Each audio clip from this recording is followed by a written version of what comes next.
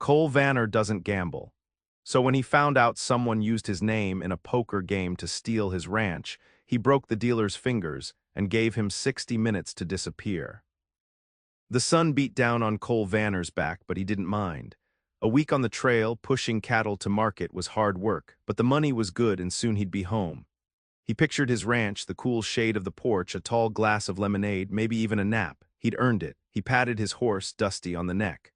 "Almost there, boy," he said. Dusty whinnied softly, as if understanding. Cole smiled. He was bone-tired but happy. He could almost smell the familiar scent of sagebrush and home cooking. Just a few more miles and he could finally rest his weary bones. He was looking forward to seeing his dog, Buster, waiting for him at the gate, but as Cole rode closer, something felt wrong. The gate, usually swinging open, was closed. The house looked different. There were unfamiliar horses in the corral and no sign of Buster. A strange wagon sat near the barn.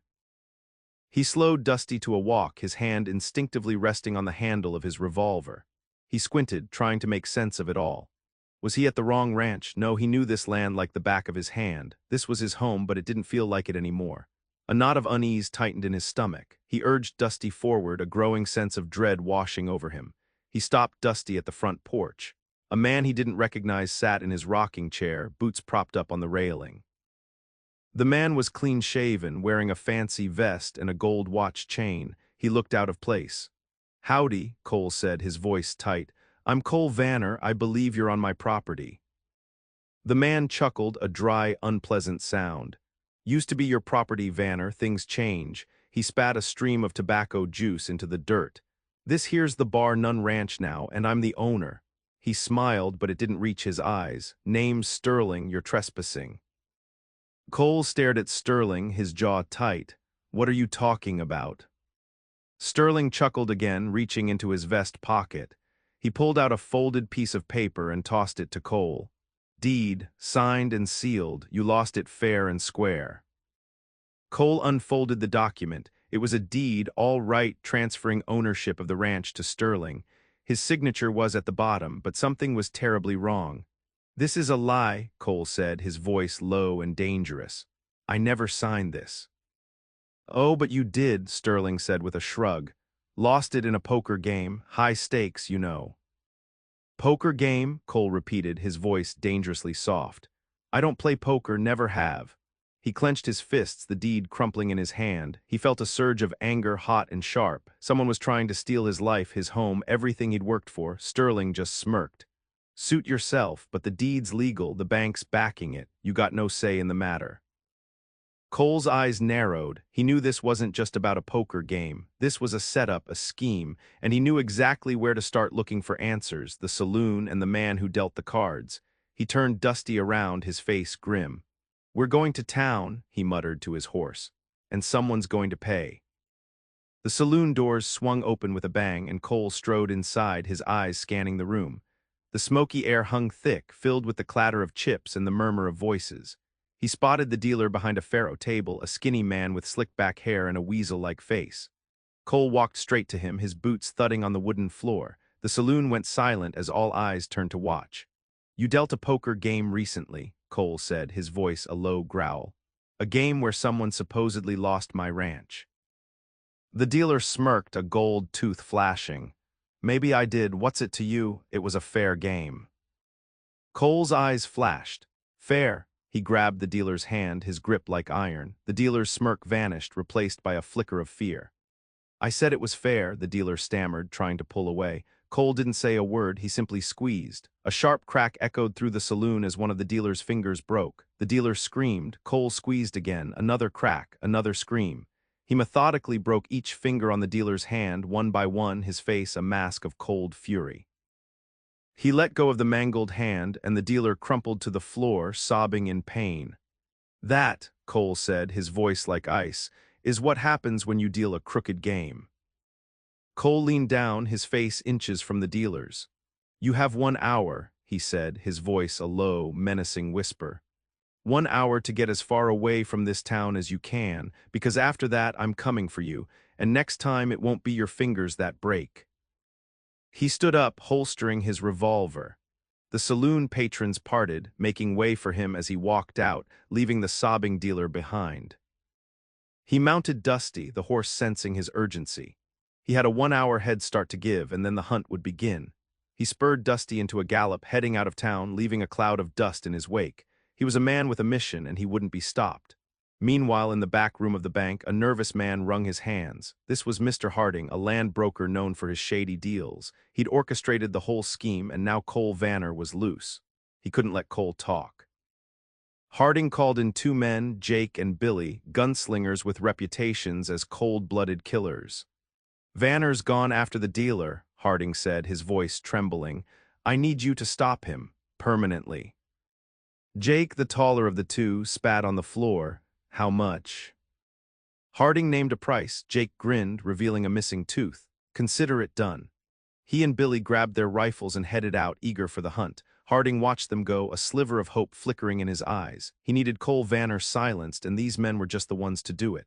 Sheriff Brody watched Jake and Billy ride out, a wad of cash heavy in his pocket. Harding had paid him well to look the other way. He knew what was going on, the land grab, the forged deed, everything. But he didn't care. Money talked. A few townsfolk approached him, murmuring about Cole and the broken fingers. "Shouldn't you be doing something, Sheriff?" one asked. Brody just shrugged. "Vanner started it. Besides, Harding's got the law on his side. That deed's legal." He spat on the ground, a gesture of dismissal. He would maintain order, but only the kind that lined his pockets. Cole Vanner was on his own.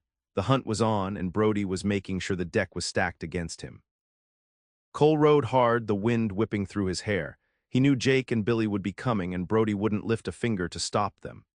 The prairie stretched out before him, a vast expanse of grass and sky. He needed to think, to plan. He wasn't just running, he was hunting. He knew the land, every gully, every rock formation. He would use it to his advantage. He glanced back, seeing a distant dust cloud. They were coming. He smiled grimly. Let them come.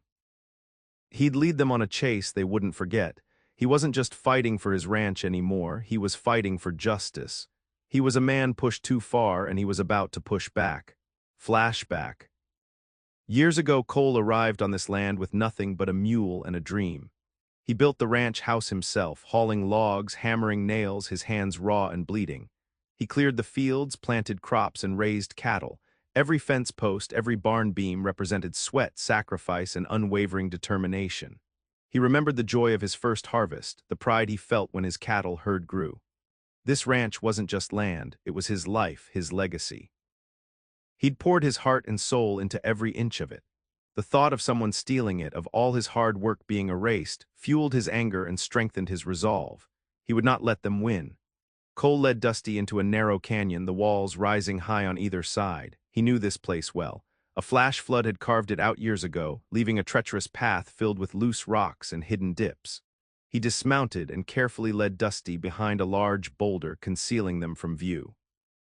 He then used his knife to weaken the supports of a small rock slide he'd noticed earlier. A few well-placed kicks and it would come crashing down. He checked his rifle, making sure it was loaded and ready. He waited, the silence broken only by the wind whistling through the canyon. He knew Jake and Billy would follow him into the canyon. It was the most direct route. He just had to be patient. They were walking into his trap. As Jake and Billy rode into the canyon, Cole kicked at the rocks. The rockslide roared down, blocking their path and separating them. Before they could react, Cole was upon them, firing his rifle. The fight was fierce. Jake and Billy were skilled, but Cole was fighting for his home. He dodged bullets, used the rocks for cover, and fought with a ferocity they hadn't expected. He disarmed them, wrestled them to the ground, and left them bruised and battered. But he didn't kill them. He wasn't a killer. He just wanted them to deliver a message. He tied them up, leaving them stranded in the canyon. They would have a long walk back. Cole untied Jake just enough so he could speak. "Tell Harding," Cole said, his voice hard, "that I'm coming for him. Tell him I know everything. And tell him this is just the beginning." He pointed to Billy, still groaning on the ground. "Tell him next time there won't be a next time for him." He retied Jake and left them to their fate. He mounted Dusty and rode out of the canyon, leaving the 2 gunslingers stranded and humiliated. He had delivered his message. Harding would know he wasn't dealing with some simple rancher. He was dealing with a force of nature, a man who wouldn't back down. He was coming for justice, and nothing would stand in his way. Harding paced nervously in his office, sweat beading on his forehead. He'd expected Jake and Billy to return hours ago. When Jake finally stumbled through the door, bruised, battered, and alone, Harding's heart sank. "Vanner," Jake rasped, his voice hoarse. "He knows everything, he's coming." Harding's face paled. He'd underestimated Cole Vanner. He thought he was just a simple rancher, easily intimidated.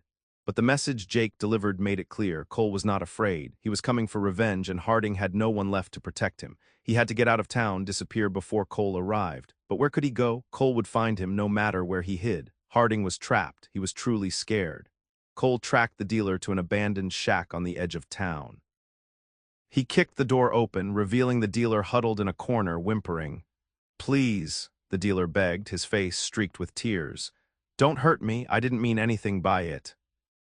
Cole loomed over him, his eyes like steel. "You dealt a crooked game. You helped steal my ranch. Now you're going to tell me who put you up to it." The dealer sobbed, clutching his mangled hand. "It was Harding. He made me do it. He said I'd get a share of the ranch." He pleaded for his life, promising to tell Cole everything he knew. "Please, Mr. Vanner, I have a family." Cole stared at the dealer, his expression unreadable. He could easily kill him, end it all right there. But that wouldn't bring back his ranch. It wouldn't undo the wrong that had been done. He needed more than just revenge. He needed justice. "Tell me everything," Cole said, his voice low and steady. "Every detail. Who else was involved? How did Harding plan it? What does the bank have to do with it?" He wasn't interested in the dealer's tears or his pleas. He wanted the truth, the whole truth, and nothing but the truth. He wouldn't let this man off easy, but he wouldn't let his anger cloud his judgment. He needed facts, not blood. The dealer, desperate to save himself, spilled everything. Harding had approached him weeks ago, offering him a cut of the ranch if he could rig a poker game against Cole. The signature on the deed was a forgery arranged by Harding and a crooked notary. And the bank, they were in on it from the start. They wanted Cole's land for a new railroad line. "Harding promised me it would be easy," the dealer sobbed. "He said you were just a simple rancher. I didn't know it would come to this." Cole listened, his jaw tight. The pieces were falling into place. It wasn't just one man, it was a conspiracy reaching into the highest levels of the town, and they all thought they could get away with it. They were wrong. Cole left the dealer tied up in the shack. He had what he needed. He mounted Dusty, his face set with determination. He wasn't just after his ranch anymore, he was after justice. He was going after Harding, the man who started it all. And then he was going after the bank, the ones who thought they could use their power to steal from him. He rode towards town, not hiding anymore. He wanted them to know he was coming. He wanted them to sweat. He wanted them to understand that some things are worth fighting for. He was going to take back what was his, but more importantly, he was going to make sure they paid for what they had done. He wouldn't rest until justice was served. Cole found Harding barricaded in his office at the bank, trembling with fear. The townsfolk had gathered outside, sensing something big was about to happen. "Harding," Cole shouted, kicking the door open, "come out and face me." Harding emerged, pale and sweating, a pistol shaking in his hand. "Stay back, Vanner, I don't want to hurt you." "You already hurt me, Harding," Cole said, his voice cold. "You stole my life, now you're going to pay." A tense standoff ensued. Harding fired a shot, but Cole dodged it. He lunged forward, disarming Harding and knocking him to the ground. The townsfolk watched in stunned silence as Cole stood over the defeated land broker, justice hanging in the balance. This was the moment of truth. Cole turned to the crowd, his voice ringing with conviction. "He tried to steal my ranch. He forged my signature. He bribed the dealer and the sheriff. He's been working with the bank to cheat honest people out of their land." He pulled out the forged deed, holding it up for all to see. He recounted the dealer's confession, the bank's involvement, and Harding's lies. The crowd gasped, murmuring in disbelief. Harding, defeated and exposed, could only hang his head in shame. The townsfolk, realizing they had been deceived, turned against him. They had trusted Harding, but he had betrayed them. Cole had won. He had exposed the truth. Now it was up to the town to decide what to do with it. Justice was at hand. The townsfolk, now enraged by Harding's betrayal, turned their attention to Sheriff Brody. They knew he had been paid off. They had seen him let Jake and Billy ride after Cole. "Brody," someone shouted, "you're a disgrace." The crowd surged forward, surrounding the sheriff. He tried to defend himself, but it was no use. They dragged him from his office, tore off his badge, and placed him under arrest. The town drunk, a man named Jeb, volunteered to be the new sheriff, at least until a proper election could be held. Justice was finally being served. Even the law was now on Cole's side. The tide had turned. With Harding in jail and Brody under arrest, the townsfolk turned their attention to the bank. They marched to the bank's doors, demanding justice. The bank manager, a nervous man named Mr. Peabody, tried to deny any involvement, but the evidence was overwhelming. Faced with the town's united outrage and the threat of a bank run, Peabody caved. He produced a new deed, transferring ownership of the Bar None Ranch back to Cole Vanner. He apologized profusely, promising to cooperate with the authorities. The townsfolk cheered, knowing that justice had been served. The bank had been forced to admit its guilt and return what it had stolen. Cole had won his ranch back.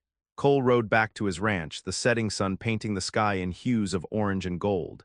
He saw Buster wagging his tail excitedly at the gate. He dismounted and hugged his dog, a wave of relief washing over him. The ranch was his again. It felt good to be home. He spent the next few weeks repairing the damage Sterling had done, fixing fences, mending roofs, and replanting crops. The townsfolk helped, eager to make amends for their initial disbelief. He slowly began to rebuild his life, stronger and more determined than ever. He had faced betrayal, corruption, and violence, but he had persevered. He had fought for what was right, and he had won. He was finally at peace. Cole stood on his porch, looking out over his land. The fields stretched out before him, green and vibrant. The cattle grazed peacefully in the distance. He had rebuilt everything that had been stolen from him. He had faced evil and emerged victorious. He knew that some debts are settled with paper, with legal documents and courtrooms.